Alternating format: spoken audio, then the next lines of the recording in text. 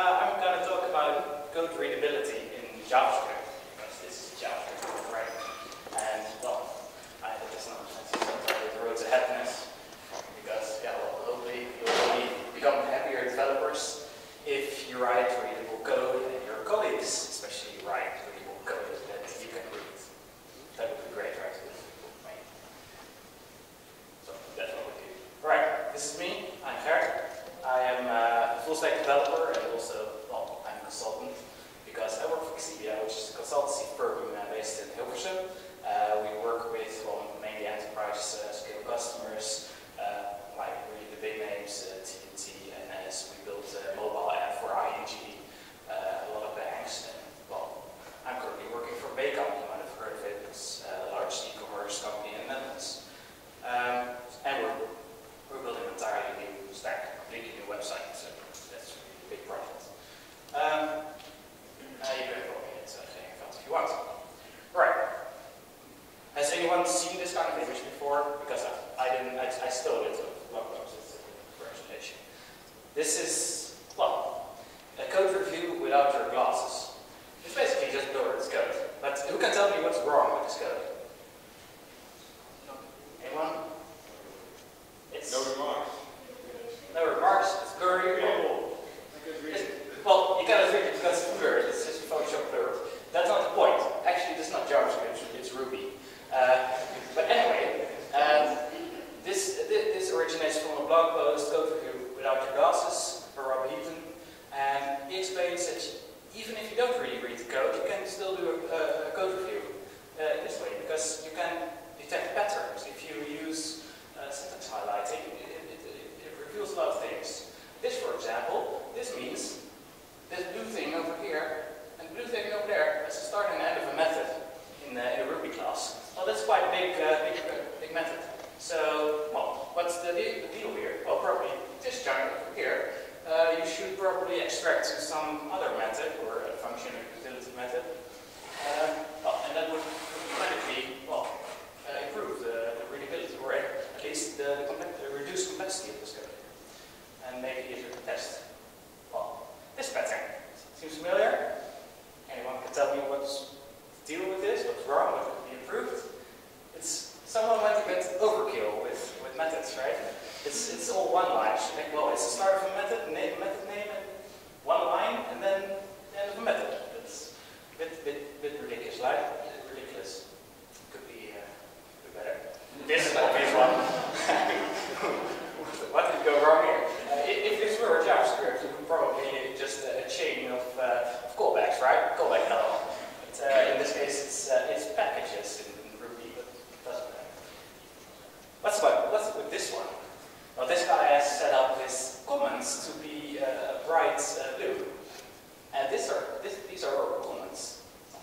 Comments are cool, right? But don't overuse them.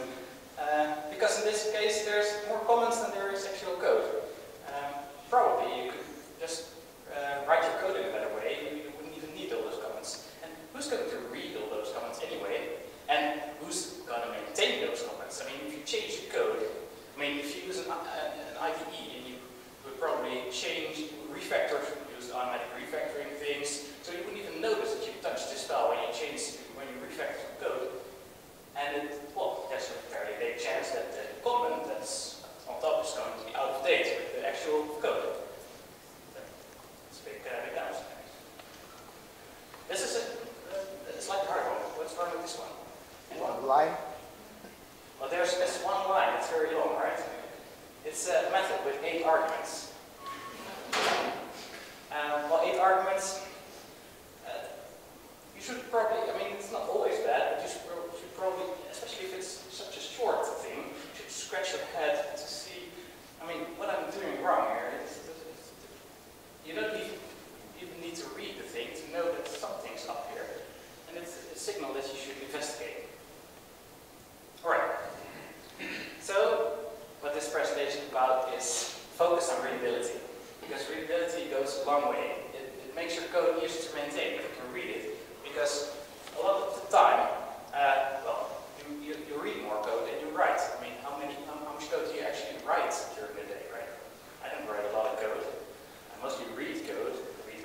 code, I don't read my own code a lot of times, so it better be good. A lot of people say, I don't need all those I don't need to have the perfect code, readable code, because my IDE does a lot for me. Well, who's doing pull requests and code reviews on GitHub? You don't have an IDE there, right? You don't have an IDE to help you when you're reading code on GitHub.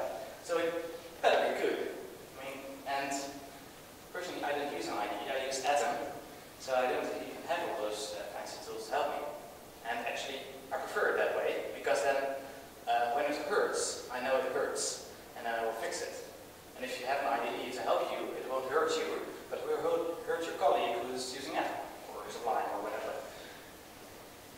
So yeah, I better start reading your code as well. A lot of people are mistaking readable code for beautiful code. I mean, it's a fallacy. I've fallen into it myself a lot of times. I'm, well, yak shaving as they call it. I'm fixing, or gold plating. I'm trying to gold plate my code to make it beautiful, right? The least amount of lines of code, just to make it look pretty, or clever, most of it, actually. Well, that's not the same thing as readable, because clever code, or the shortest code that you can write, is often not the most readable code that you can write. Right. And, well, just a suggestion. Reread before you're committing something. I mean, if you're writing a blog post, do you publish it immediately without even rereading it? Well, maybe a blog post, and if you don't really care about it, but if you write an essay for your final exam or whatever, if your thesis or something, you reread those kind of stuff, right? So reread your code before committing. And even if you do commit it first, then at least reread it when you make the pull request, and then reread your code and think, can I do anything to improve this, to make it better? So yeah. And also when doing a code review, it's not only about does it do what it's supposed to do, and we have unit tests, well, it's also readability. And within your team, you should find a common standard, a certain style that you use within your team, and everyone should abide to it. Even if you don't agree, just find a middle ground or something. But this nice quote I found comes to both programmer is fully aware of. Strictly limited size of the own skull.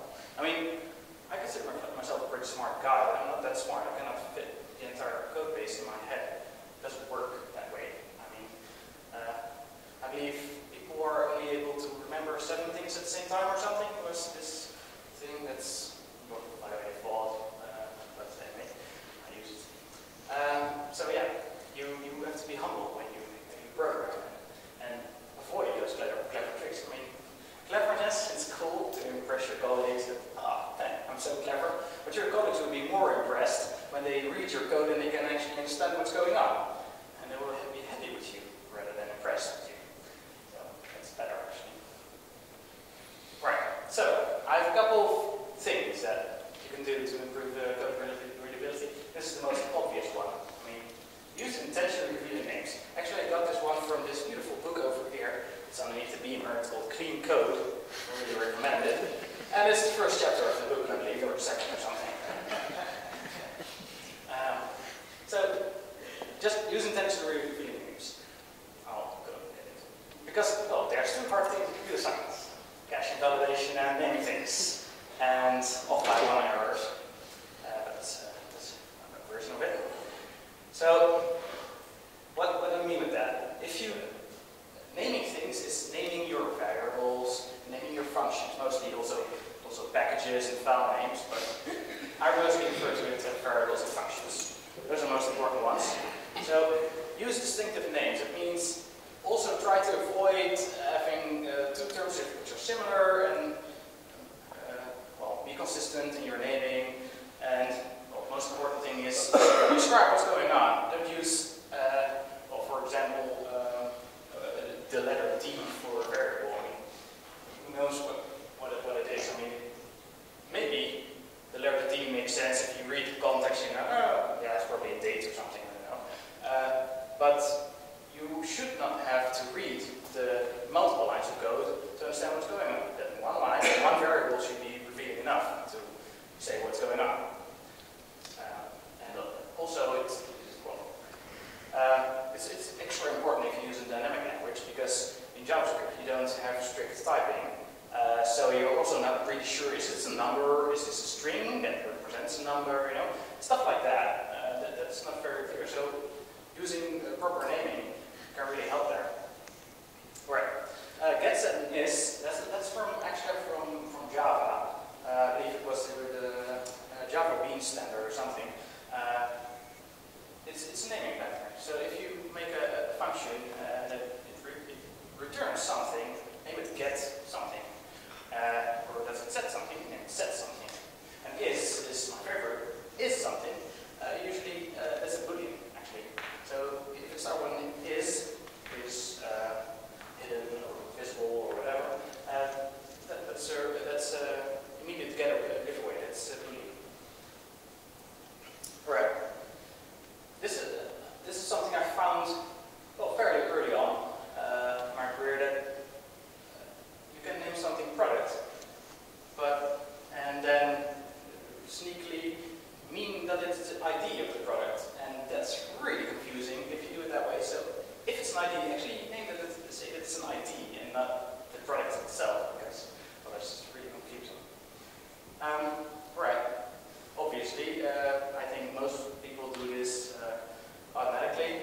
It's use Philos for something that's multiple things, makes sense. And verbs for functions. So use close connection or close or whatever, something that's a verb instead of done. What's done mean? It's not a verb. So, and ambiguity. I mean, as a programmer, you're always fighting against ambiguity. There's a lot of ambiguity in the business area that you're in, and you're always fighting that ambiguity. All right, be concise. Concise is a good place to start for writing readable code, because then you have to read less code. That's usually good, not always, like I mentioned, but usually. Because, well, longer the code gets, more difficult it becomes to read. So, write long code. Right, there's a couple tricks to this. You might know the don't repeat yourself rule, basically. It says, well, if you write the same thing twice, then abstract it away to a function or something and reuse it in two places. That's, well, trick number one. Don't necessarily try to write terse or compact code.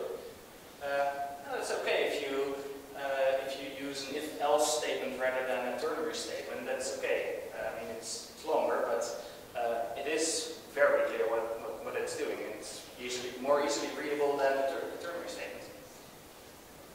So if it's getting too long, just extract it to a function.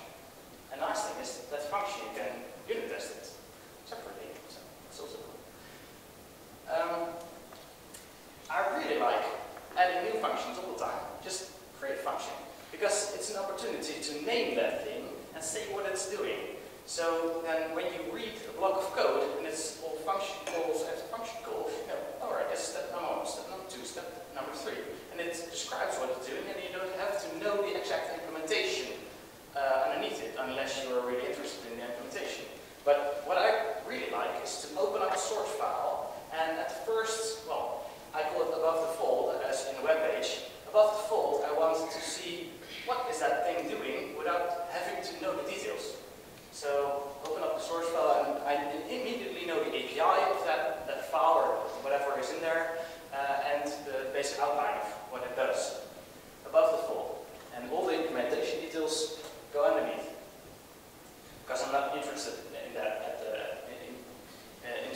initially. So, generic functions, if they're generic enough, it's great. So sometimes it's good practice to just make it slightly more generic than it is, and then you can reuse it in multiple places. And actually, probably you can remove it altogether and use a utility library such as Lodash or something that does it for you already. So that means less having to write less unit tests as well.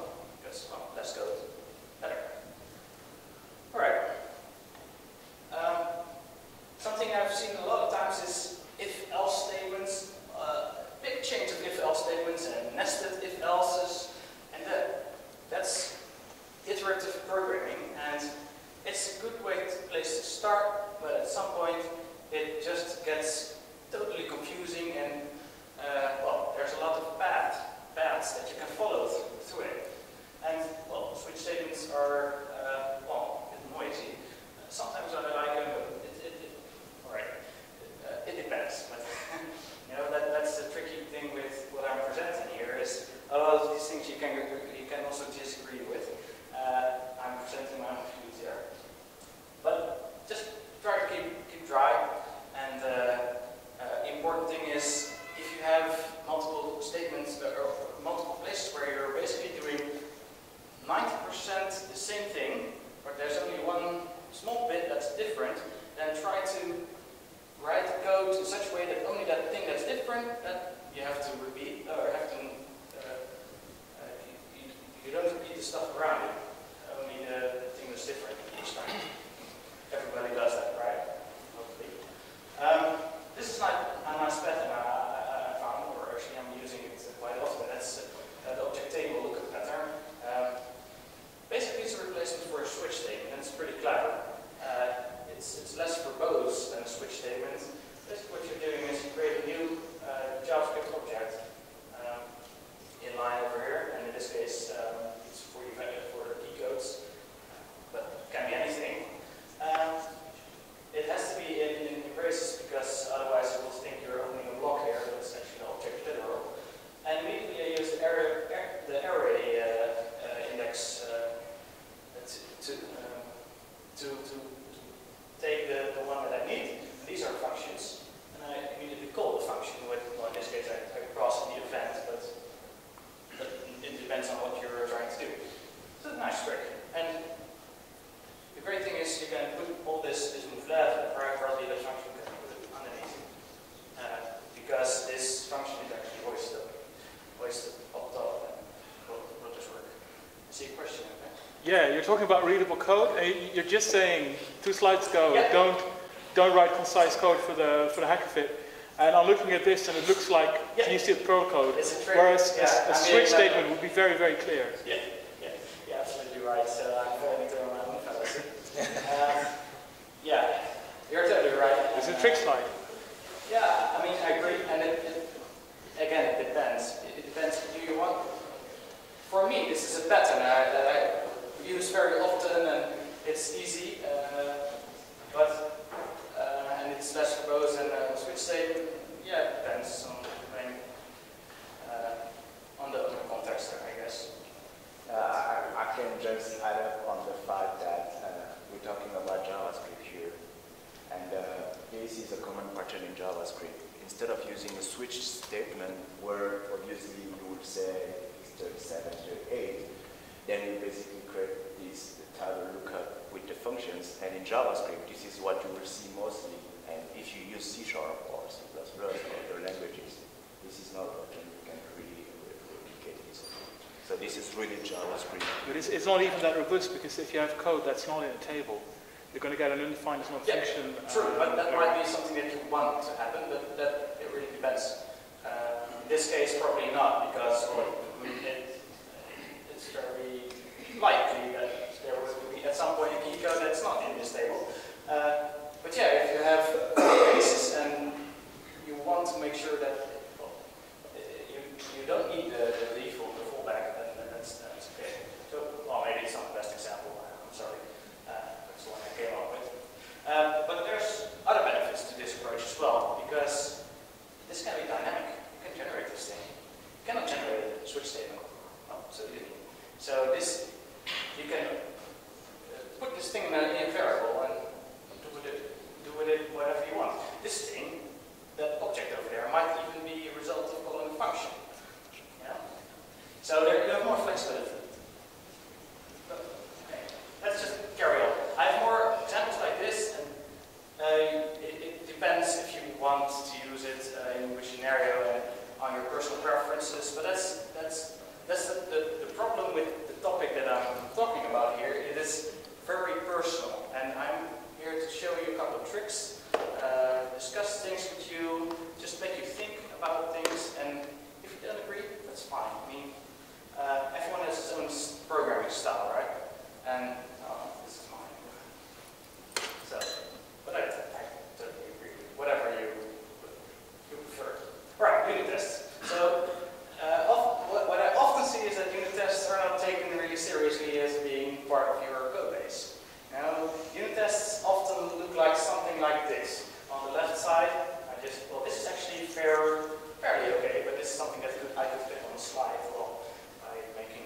bit smaller, but okay.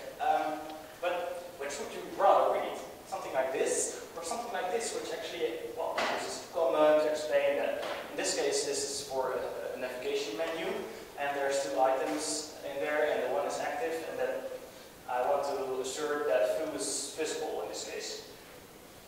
And all of the rendering, in this case it's React, all the rendering, I've just abstracted away to a function that's tucked away somewhere at the column or in some utility file for my unit tests to render that thing.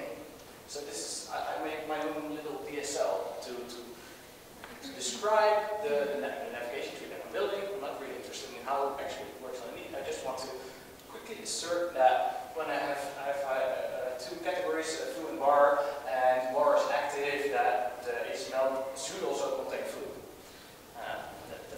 That's the test in place here. And well, this is fairly simple, but this is something I recently developed for Raycon. It's the navigation menu. It's fairly complex, and this is the easiest case in unit test file. There's others which have a scenario. This is one that causes a lot of disturbance, I would say. A lot of people disagree. This is my personal preference to write in chronological order if I can. What does that mean?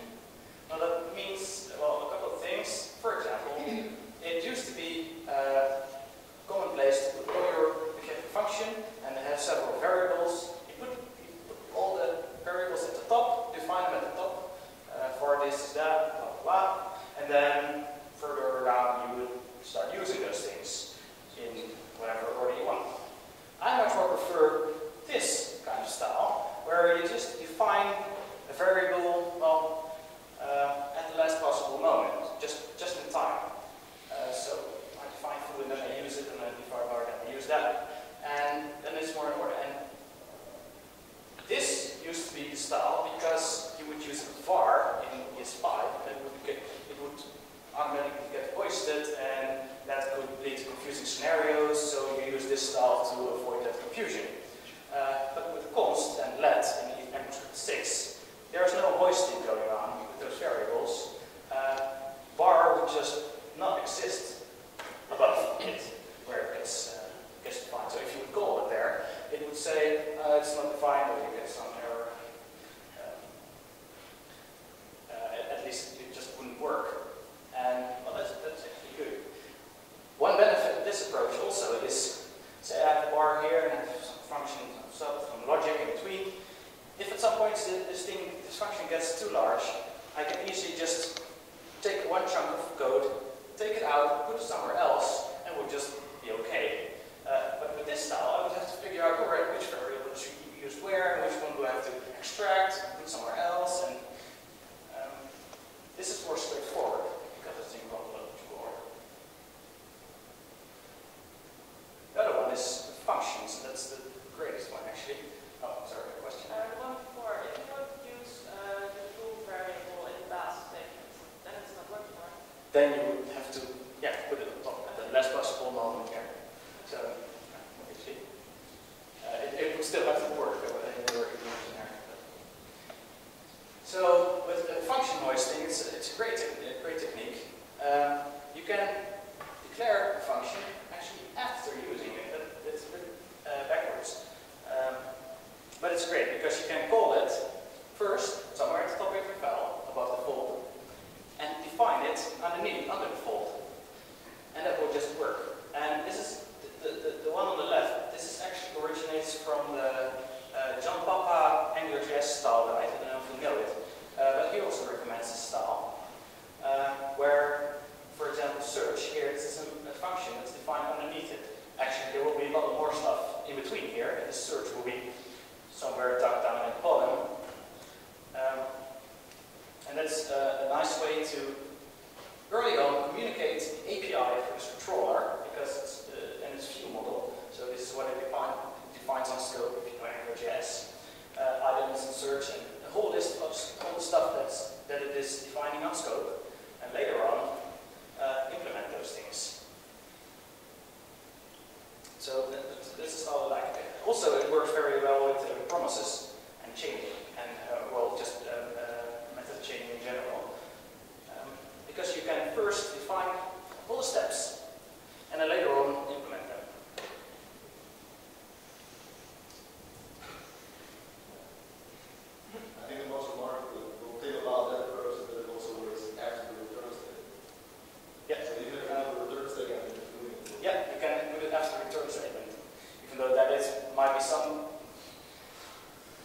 The downside of that approach is that you're hiding your return statement somewhere halfway in your function, and people would expect it at the bottom. So, again, it depends. Yeah. In that scenario, I actually would prefer to extract those methods to be outside the function altogether, not underneath the return statement. Just make them slightly more generic, pass in every variable or whatever that you need, arguments that you need, and put them somewhere at the bottom of your source file. Alright, functional programming. I'm a big fan of functional programming, even though I have no idea what a monad is. Well, I have kind of an idea, but I could not explain it. But that's okay, I think, because that makes you be able to use it in the same way, without having to know all the mathematics stuff going on. I am a big fan of Redux. I mean, has anyone looked into Redux? Who has? Using it? Cool, cool. And if you use it and if you investigate it, you will notice that Dan Ermenhoff, the author, is really pushing all these functional programming paradigms into the JavaScript world in a really, fairly easy way, in a way that everyone can understand, without having to know what a monad is. So, and that's really, I really appreciate that. So I've become a big fan of it, and it also helps you to make your code more readable. Oh, this thing over here. The problem with object-oriented languages, they've got all this implicit environment that you carry around with them. That banana, but what you got was a gorilla with that banana, and you target jungle around it. That's the problem with object-oriented programming. You have a class, and it probably inherits from somewhere, and it has some composes also out of other objects which have their own inheritance. So you get this, you get one object, but you get a lot of stuff underneath, and you have to deal with all this stuff.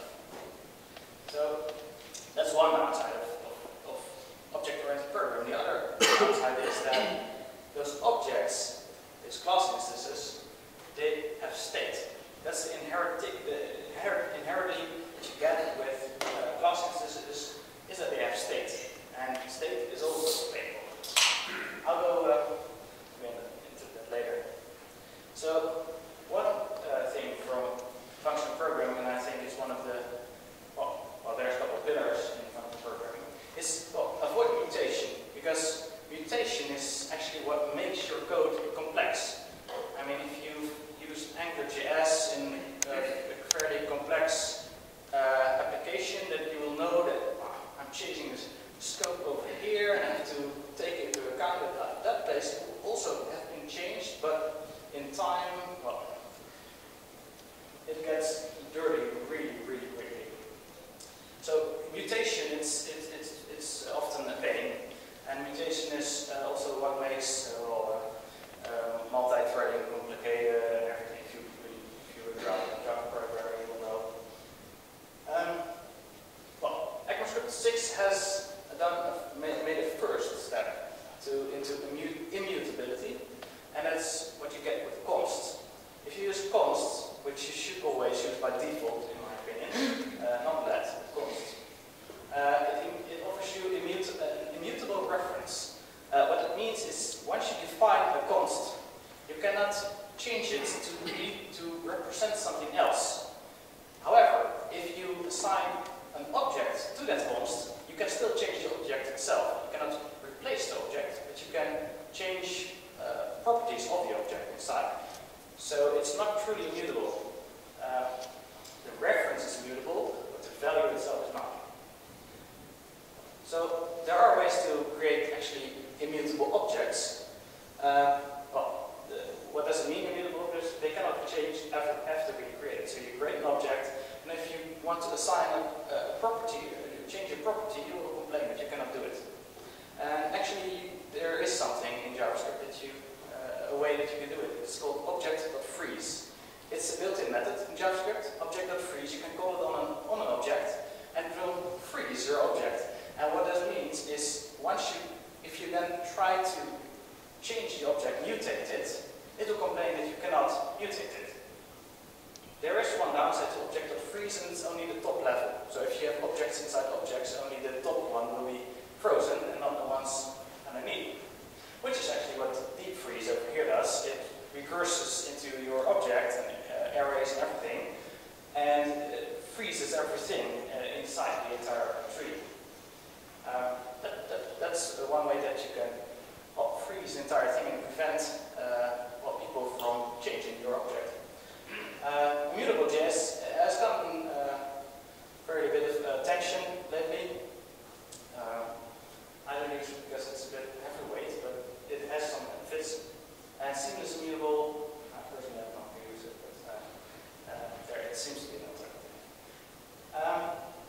Immutability is interesting because it offers some performance benefits as well. I mean, it offers the benefit of not having to deal with mutation, which, well, reduces the complexity of your code, because you don't have to consider all the places where it could have been changed in some point in time, your object. But also performance benefits, that's what React, or specifically Open, does, which is a closure script library. But React with Redux does as well. If you use immutable objects, then you can easily check if the one state of your application, you can do triple equals compared to another state of the application, and instantly see if it's different or not, and use that to decide whether or not you should re-render the entire user interface. And that's much more efficient comparing to objects using triple equals, rather than having to go into both objects and see if they're have the same value, as in deeply nested the same, near the same, they look the same rather than actually are the same object. So, pure functions. I've talked about extracting functions. If you extract a function, please do it in a pure way. Use a pure function. Because pure functions are, well, also much easier to reason about, and specifically they're much easier to unit test. So what pure functions do is they can never use state outside of their own function body. You cannot access, right? You cannot access variables outside of the function body. You have to use only the arguments that you pass into it. And you always have to return value. Well, you don't necessarily have to do it, but otherwise it would be useless. Because you cannot have side effects. You cannot cause side effects from within a pure function. So don't change the environment. Just return the value and work with that. And take care not to mutate the arguments. That means the immutability thing. So here's an example. This thing is not pure. Read over here because it uses greeting, which comes from wherever, I don't know where, might even be global scope. So that's not pure because it uses that variable. This one is not pure because it mutates actually the item that you pass into it. It might look like it's somewhat of a pure function because it only operates on the item that's passed in, but it mutates that item. So on the right is the better version of it, and well, this is, well, I just passed an agreement as well. It's simple enough. This one gets interesting. What I do here is I make a shallow copy of the object itself. I pass in the item, and then I return a new JavaScript object. This is the object literal over here. I use the object spread operator to basically apply all of the properties of the item that I pass into it onto this object literal. So all of the properties will be copied over from this one to the new object, and then I override the enabled to be true. So this works left to right. If it's on the right, it's more important to go override the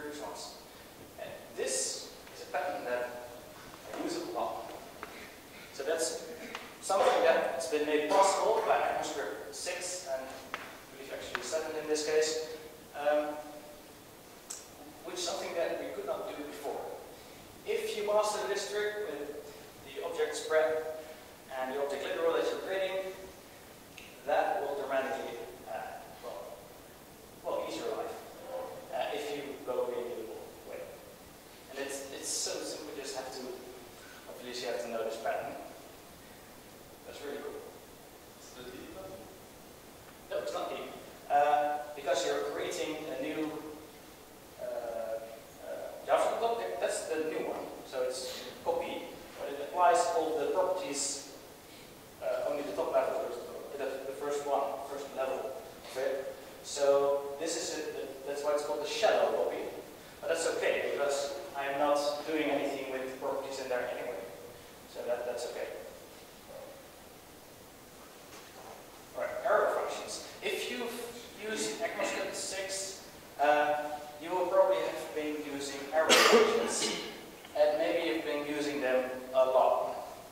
And I see this a lot of times. A lot of people are just throwing arrows all over the place. Just for the sake of using arrows or something, I don't know. But arrows are really cool, but they have a couple of downsides that you really should consider before using an arrow function. Because they're anonymous. And like I said before, introducing a function is a great way to document what it's doing. But when you use an arrow, you cannot do it because it doesn't have a name. So you cannot document what it's doing.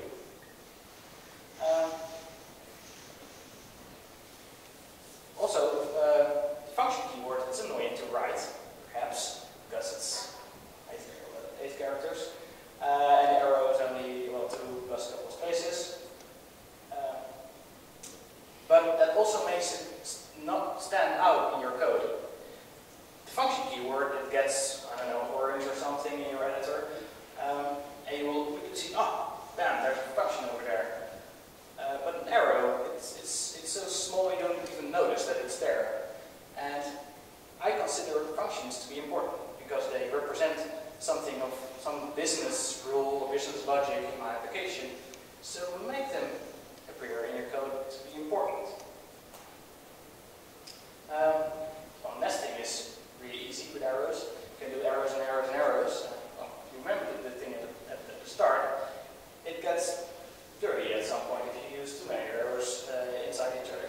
At some point you should consider maybe I need some other method chaining or something. Well, and arrows aren't right because you cannot reuse them because they don't have a name. Well, you can assign them to a variable and then reuse them. That's one way. But then you don't get the function noise thing.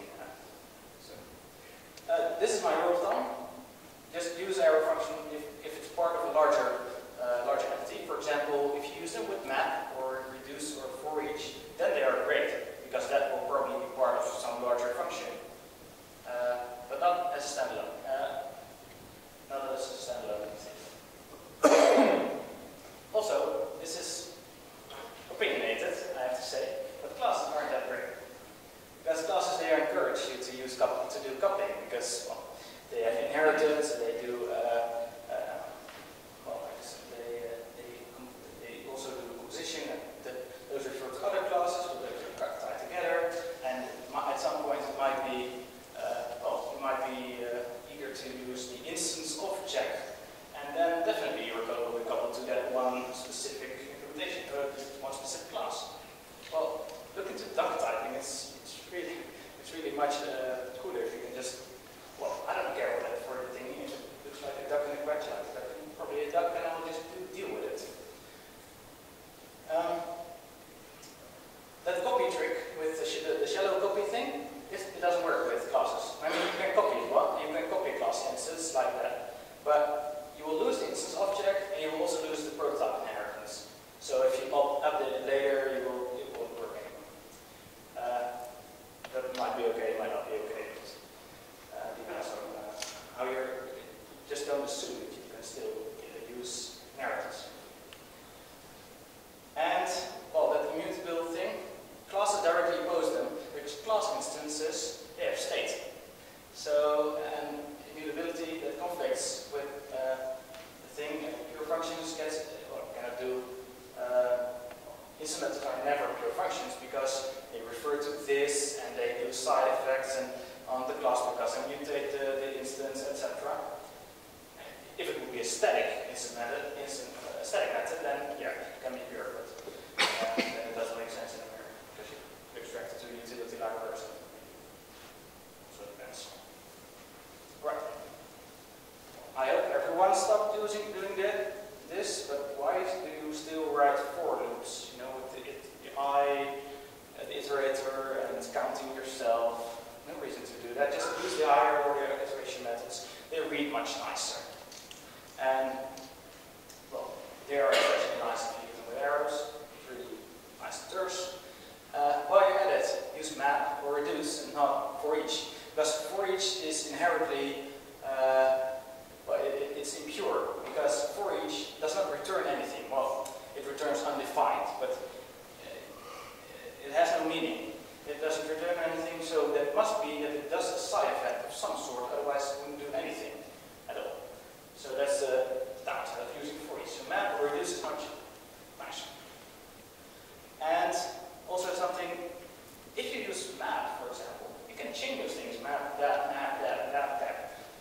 All the steps that you would otherwise do in one function, just split them out into separate functions, give each of them a proper name, and you will have the nice step pattern.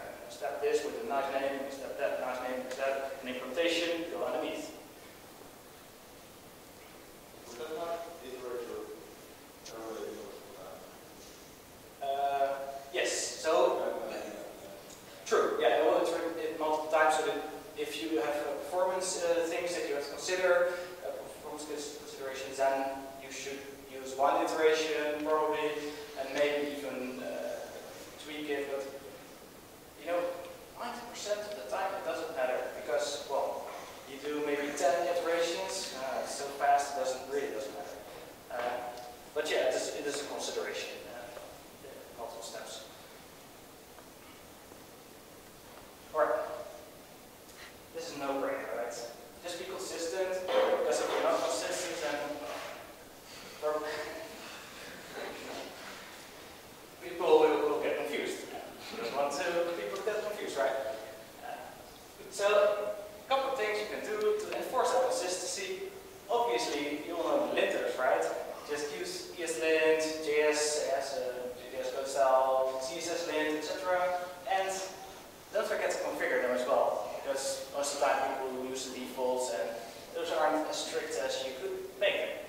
Just tighten that up, and especially if you start a new project, make them nice and tight, the settings for those things, and you can also always loosen them later, but it's a pain if you have to tighten them later. So, what we do is use a pre-commit look to actually enforce that you cannot commit your change if ESLint, for example, errors. There's an error. And obviously your continuous integration service will always fail. Run all those checks and then fail the build, so you cannot deploy it because, well, if you don't automate this and enforce it, it will become a mess. It's inevitable. It will become a mess at some point, and it will be a real pain to clean it up afterwards. So just keep it tidy from the start. Well, consistency will also be part of the code review process, and like I said, develop some common taste. I mean, everyone has different tastes, teams are different, different backgrounds. I like to use pair programming to, you know, get a feel for what the other guy thinks about certain patterns and what I think, and talk about it, discuss them. It's a great way to share knowledge and become better developers, both of you.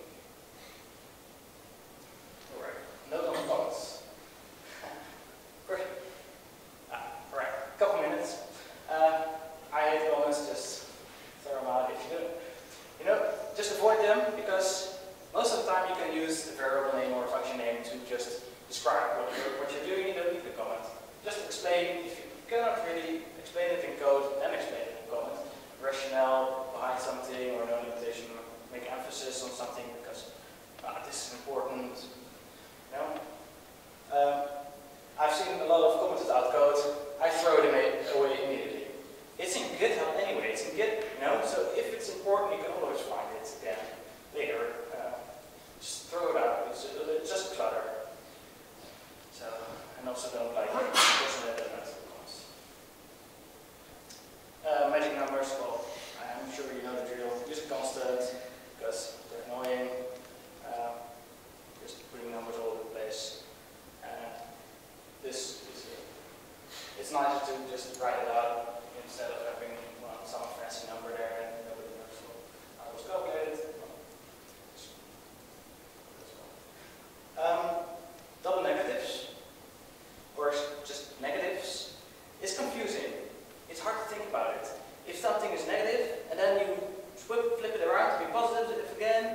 positive? Was it negative?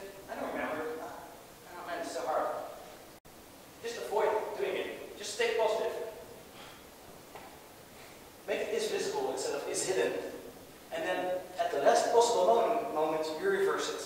And it's much easier to reason about, easier to think about. Because if you see not is disabled, is it enabled? Is it disabled? I don't know. It's probably enabled.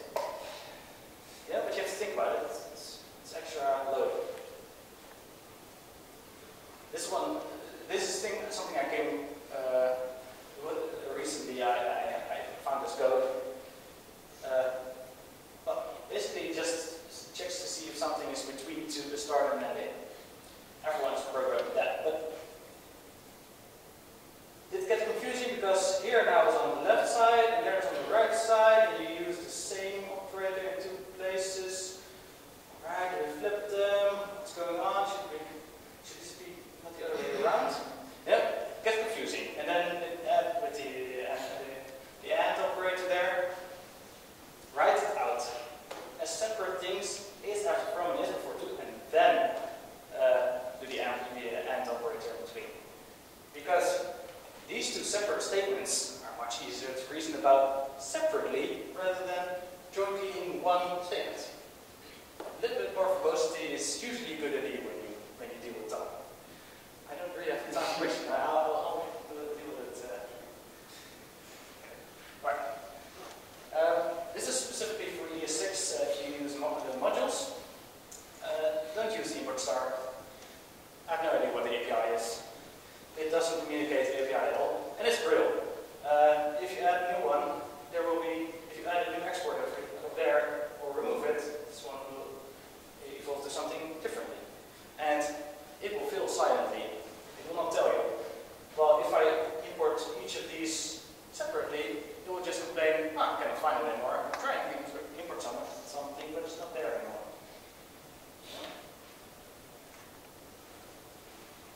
Oh man, I've got too many slides, sorry. Cool trick, objects. jQuery is famous for them. This thing over here, draw a square. What do these things even mean? 20, 10, 30? No idea. I have to go into the function definition to find out what these things means. Alright, if you use an IDE, it will tell you blah, get that. So it's annoying. If you do it like this, pass an object with keys, then you will instantly know what those mean, right? And also, if you change the order of these things, or add a new one, or drop one, change the implementation of it, with this style, you would have to update all the implications of this one function everywhere. With this style, it will probably just continue to work. Yeah? And, well, on the consuming side, the function, you can, with JavaScript 6, use destructuring right inside the function definition to get the size, the x and y as separate variables. So the implementation is still the same. Alright. These are simple. This is my final one. This is the Boy Scout rule. Everybody knows, right? Leave the camper out, cleaner than you found it, and eventually we'll have